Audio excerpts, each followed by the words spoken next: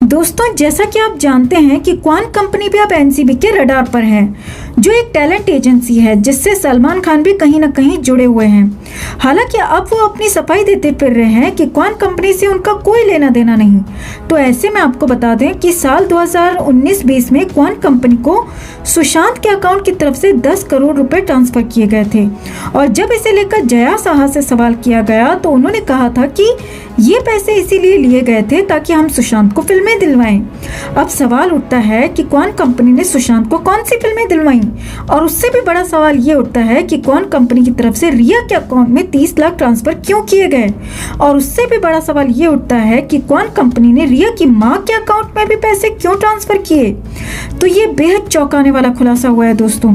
रिया के अकाउंट में 30 लाख ट्रांसफर किए गए और कुछ अमाउंट रिया की मां के अकाउंट में भी ट्रांसफर किया गया। तो दोस्तों, जैसा कि आप जानते हैं कि सुशांत के परिवार ने रिया पर आरोप लगाया था कि रिया एंड गैंग ने सुशांत के 15 करोड़ गबन किए थे, जिसमें से कुछ 3.5 करोड़ का खुलासा तो हो चुका है, जहां पर यह सामने आया था कि रिया ने वो पैसे कई तरह के टूर्स में, अपने भाई शौविक की ट्यूशन फीस में, उसकी अय्याशी में, अपनी खुद की अय्याशी में, यहाँ तक कि अपनी माँ की पार्लर फीस भी सुशांत के पैसों से भरी थी। तो उन सब का हिसाब कुछ 3.5 करोड़ बैठता था, जो हमने आपको बताया भी था। अब सवाल उठता है कि 15 करोड़ में से 3.5 करोड़ का तो हिसाब किसी तरह मिल गया, तो बाकी के पैसे कहाँ गए। तो अब ये बहुत बड़ा खुलासा हुआ है कि सुशांत के अकाउंट से सीधे 10 करोड़ क्वान कंपनी को ट्रांसफर किए गए। और हमने आपको अपनी पिछली एक रिपोर्ट में बताया था कि वो रिया ही थी जिसने जोर जबरदस्ती करके सुशांत को क्वान कंपनी के साथ जुड़ने के लिए मजबूर किया था। तो ये सोचने वाली बात है दोस्तों कि क्वान कंपनी ने सुशांत से 10 करोड़ लिए और फिर रिया को 30 लाख दिए, और ये 30 लाख भी एक साथ नहीं बल्कि टुकड़ों टुकड़ों में रिया के अकाउंट में ट्रांसफर किए गए हैं, जिसमें से कुछ अमाउंट तो सुशांत के जाने के बाद भी रिया के अकाउंट में ट्रांसफर होता रहा है दोस्तों। तो यहाँ सबसे बड़ा सवाल ये उठता है कि क्या जो 10 करोड़ सुशांत के अकाउंट से क्वान के अकाउंट में गए हैं वो रिया ने खुद ट्रांसफर किए हैं या सुशांत ने किए थे। दोस्तों, अगर आपको याद हो तो सुशांत का इसी साल का जनवरी महीने का एक वीडियो वायरल हुआ था, जिसमें वो अपने फाइनेंसेस को लेकर काफ़ी कंसर्न नज़र आ रहे थे और कह रहे थे कि हमें अपने खर्चे कम करने पड़ेंगे। तो सवाल उठता है कि जो इंसान अपने खर्चों को लेकर इतना सीरियस हो, इतना कंसर्न हो, वो 10-10 करोड़ यूं ही किसी कंपनी को क्यों दे देगा। तो ऐसे में क्वान और रिया दोनों पर ही कड़े सवाल उठते हैं कि क्या क्वान वाकई इतनी बड़ी बड़ी फीस लिया करती है दूसरे सेलेब्स से भी, वो भी काम दिलाए बिना, एडवांस में ही।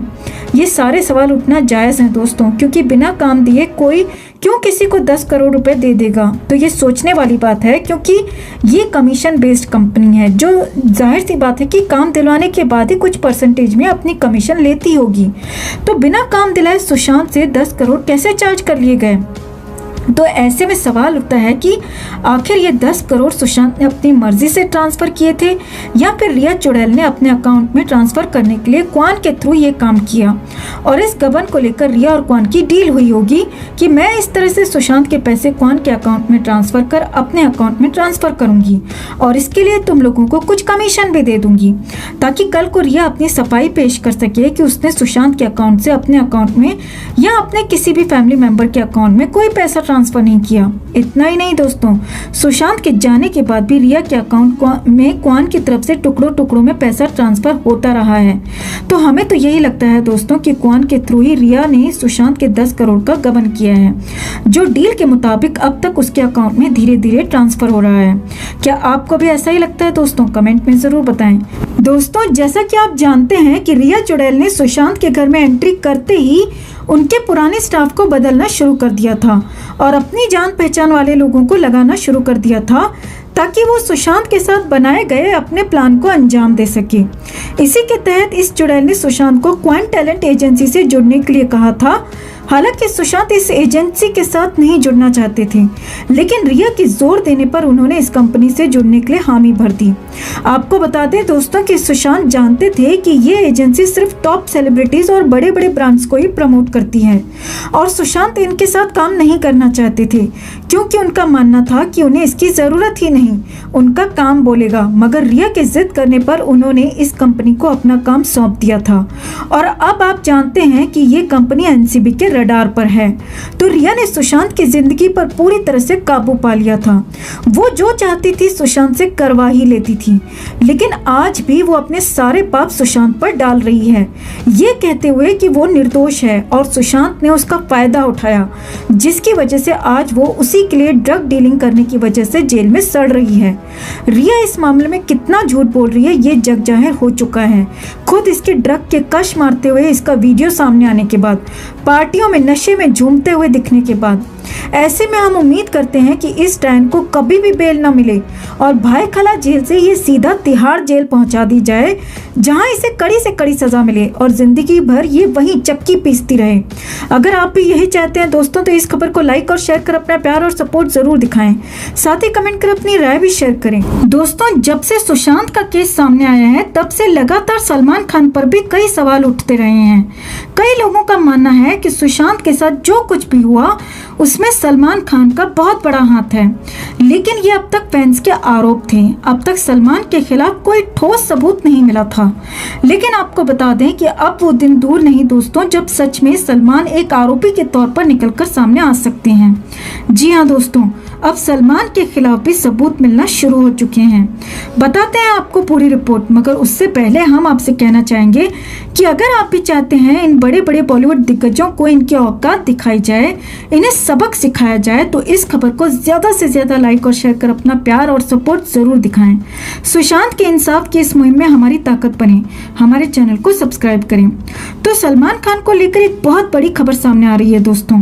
बॉलीवुड में बढ़ते हुए ड्रग के खुलासे देख बिना पूछे जैसे सलमान के वकील ये बोलते हुए नजर आ रहे हैं कि सलमान खान का क्वेन कंपनी से कोई नाता ही नहीं, पर ऐसे कई सारे सबूत सामने आ रहे हैं जिससे ये प्रूव हो जाता है कि सलमान का इस कंपनी से कहीं ना कहीं कोई नाता जरूर है।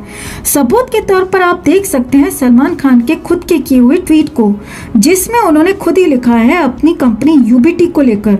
आपको बता दें दोस्तों कि सलमान खान की यूबीटी कंपनी ने बाद में बिग बैन मीडिया वेंचर्स के स्टेक या शेयर लिए, जो ओन करता है क्वेन कंपनी। यही नहीं, ऐसे कई सारे न्यूज़पेपर आर्टिकल्स हैं जहां सलमान खान की क्वेन कंपनी में ओनरशिप होने की बात लिखी हुई है, वो भी 2018 में। इसे देख फैंस एक ही सवाल कर रहे हैं कि 2018 में जब उनके लिए क्वेन के ओनरशिप की बात छपी थी तब तो सलमान खान ने कुछ भी नहीं कहा था, पर आज बिना पूछे ही क्यों ऐसा कह रहे हैं, बिना पूछे क्यों अपनी सफाई दे रहे हैं। इससे पता चलता है कि एनसीबी का क्वेन कंपनी में कहर देखकर पहले ही अपने आप को डिफेंड करने की कोशिश की जा रही है।